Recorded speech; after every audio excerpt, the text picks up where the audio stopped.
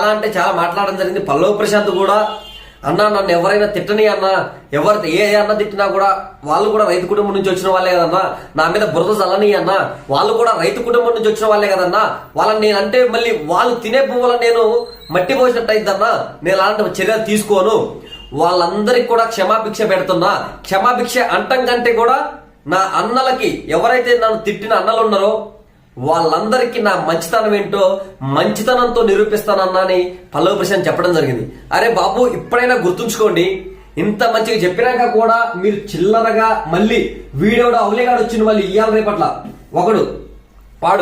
వాడొచ్చి పల్లవి ప్రశాంత్ ఏదో video leak అయింది, వీడియో లీక్ అయిన తర్వాత వెంటనే మళ్ళీ జైలు నుంచి ఫోన్ వచ్చింది, నువ్వు బయటికి పోయేది లేదన్నట్టుగా ఒకడు వరస్ట్ గాడు వాడు కామెంట్ చేసిండు, వాడు వీడియో చేసిండు. వాడెవడో మీకు తెలుసు.